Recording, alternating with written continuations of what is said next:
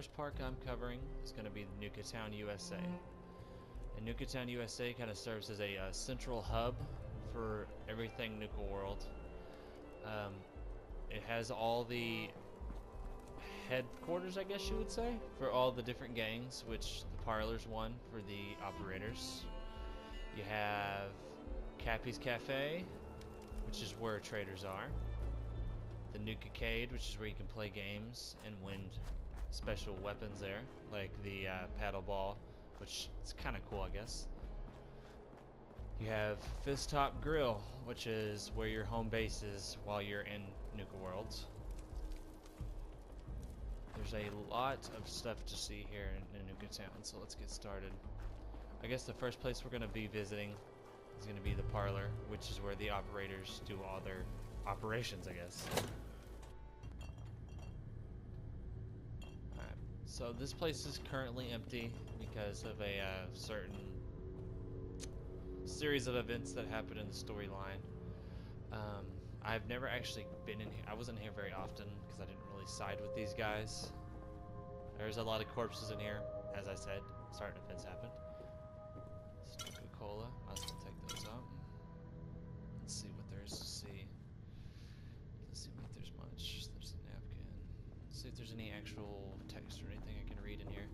Anything about what happened here before the... Oh, crap. Trying to stab me. Paper, no, no. Let's see here.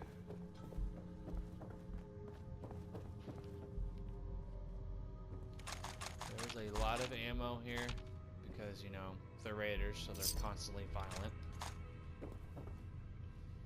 Anything over here? Don't see much. Nuka cherry, I guess I can take that.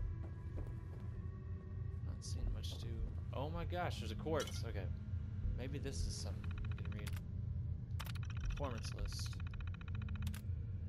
The Phantom of the Nuka. Obviously, Phantom of the Opera. Okay. Phantom of the Nuka. Okay. The Phantom who lives in the catacombs beneath a bottling plant longs to find a drink that can satisfy his 300-year-old thirst. Due to his horrific appearance and his self-imposed estrangement from society, his hopes of getting his hands on a Nuka-Cola seem impossible until the plant hires the beautiful Christine. The Phantom is enraptured by Christine and hatches a scheme that he hopes can unite the two of them together to quench his thirst for Nuka-Cola before his body dries up and withers away. Okay. The best little Nuka house in Boston. Best little Nuka house in Boston. Miss Nona strangely runs the Nuka House, a soft drink establishment she built outside of Boston. She wants to serve all the locals delicious Nuka-Cola 24 hours a day, but a crusading television reporter who thinks that the milk is healthier for the body wants to shut her down. It's up to Miss Strangely and her friend, the local sheriff, to stop the reporter in his tracks before it's too late. A soft drink named Desire. A soft drink named Desire. Kim and her husband Tom work at a local Nuka-Cola plant.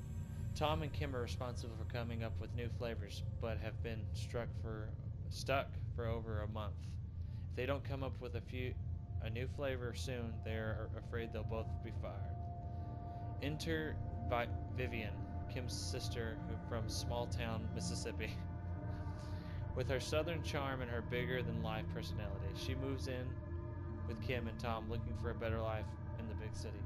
Together, the three of them learn the best flavor can't come from hard numbers and science. It's all about happiness and togetherness and friendship. Okay. Fizzy Rob. Fizzy Rob, the quantum maker of Sweet Street. Fizzy runs a drugstore with his assistant, Miss Lovett? Okay. Where he serves delicious and refreshing Nuka-Cola. His customers love the place, but they're longing for new flavor. Something eye-catching and amazingly bold. In desperation, Fizzy starts sending random ingredients down a chute to Miss Lovett, who is in a laboratory, is mixing the shop's basement. Lo and behold, after mixing all the ingredients into her cauldron, Miss Lovett is startled to see a beautiful blue gold. It's the start of a taste sensation that will propel Fizz Shop to the new heights. Oh, okay. Okay, well, guess those are all freaking movies. Pretty funny. Oh, sweet, a tuxedo. And sunglasses? Oh, man. I know what I'm wearing.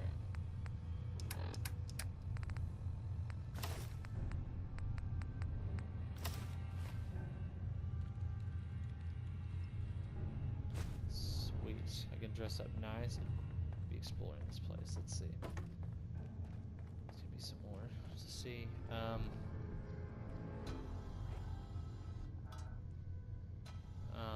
Okay. That's not disturbing in any way. Neither is that, I guess.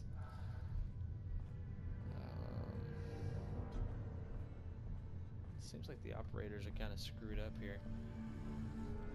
I don't think there's very much else to see here. Except for this chick. Oh god. Kill her.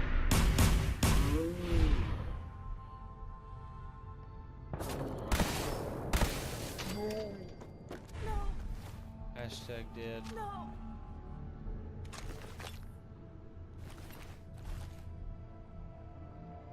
Alright, let's see what's on her terminal.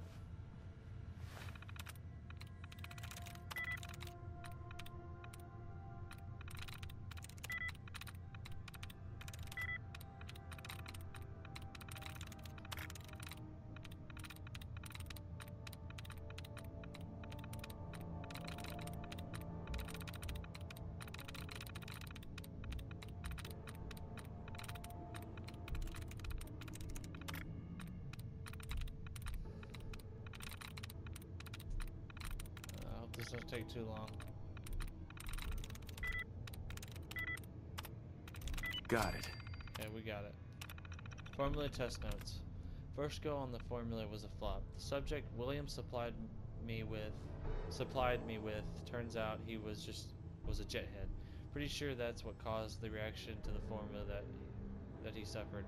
Killed himself seizing. Broke some of my equipment in the process. We'll need to account for the future batches. Don't want to have to replace the stuff again. Just hope I don't risk my neck sneaking into the far reaches of the galactic zone for nothing. Okay. Test 2. Progress. Second subject was another heavy drug user. What else are we going to find around here? But no seizures this time. Spraying the target with the formula. However, it doesn't seem that they made persuading her any easier. Now, once I injected it, I feel like she started listening more attentively. But it was like hard to tell over the screaming. On to test 3, I suppose. Finally, some real results. This subject was older, female, in her 40s. Looks like some kind of farmer or something. Equally awful. Applied the gas for a good minute. Was able to get her to agree with a series of increasingly less reasonable suggestions. Hand me the pen. Hand me that pen. Take off your shoes. Take off your clothes. She balked, and I asked her to start mutilating herself, but still progress. Going to have William prepare a room. I think our guest will be staying for a while. Test 4. More general testing with Miss Farmer, who William taken to the calling Annette, after the janitor that disappeared back when we were all still living in Diamond City. Progress continues, though I'm finding that persuasion is still crucial to getting what I want. If I can sell my demands are a good idea. There's a little chance for my suggestions to take hold. However, when offered correctly, I've managed to get Annette to put herself at greater and greater risk. Particular fun was when I succeeded in convincing her to pick the pocket of a discipline in the market. Discipline managed to take a chunk out of Annette before I could intervene. But nothing some gauze and antiseptic couldn't patch up. Made sure to give the disciples description to William. Can't stand it when people damage my toys. Test 5. Decided it was time to run a real test of the formula.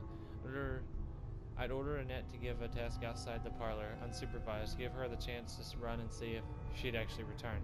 First step was, of course, getting her in the state of where she'd want to run. After a few days of pain, I gave her a dose and asked her to collect some ingredients for me from the market, all by herself. Almost, William was watching from the rooftops just in case she decided to run.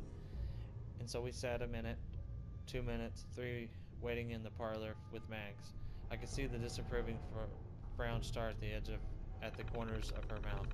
But 5 full minutes later, who comes limping back from the parlor. Lovely Annette. Arms full, exactly what I asked, even set a new duration record for a single dose of the formula. Now, unfortunately, the wound she sustained during the prep ended up getting the best of her not long after, but still, we all knew a success when we saw one. After our positive results from Annette, Mags requested some broader testing. First up, the market. While pursuing Maddox's stall, I let a canister slip out of my bag, not sure if it was the noise or the smells or a dozen of other possible issues, but the test went nowhere. Maddox responded exactly zero of my demands. I was hoping I could finally do the whole park a favor and get him to cut off that ugly top knot. Seems it was not to be. Test 7. More failure. Mags wanted to see if it might be able to perhaps use the formula to get one of the local Brahmin trains to favor us with some additional supplies, but with no success. Another scenario to cross off the list. This batch had apparently gone bad without me realizing it. Got the bruises to show for it. Test 9. Finally, another success. William brought me in another farmer who responded much the same as Annette did. A thread to follow, it would seem. Test 10. And we have our results. Caravans? No. Markets? No. But settlements, it would appear, are what the formula was made for. Maybe it's exhaustion brought on by the manual labor or the bad water, but something about the environment Annette was wretched in the environment appears to favor the gas. I decided I'd track my way back to the test subject's 9's little dirt pit and see what I could get to happen when I deployed the gas. Before I knew it, they were feeding me their winter stores, handing over their cash than they had, ultimately convincing them their Brahmin sty was better in my hands. Off they shuffled, sad but unable to refuse, and the looks on their faces truly something to behold. Well then, that's all I'm going to be doing in this place. I will see you guys in the next one, I guess. This place is going to be a lot bigger than I expected. I'm going to have to go through all these terminals and stuff and see what we're going to be doing with these.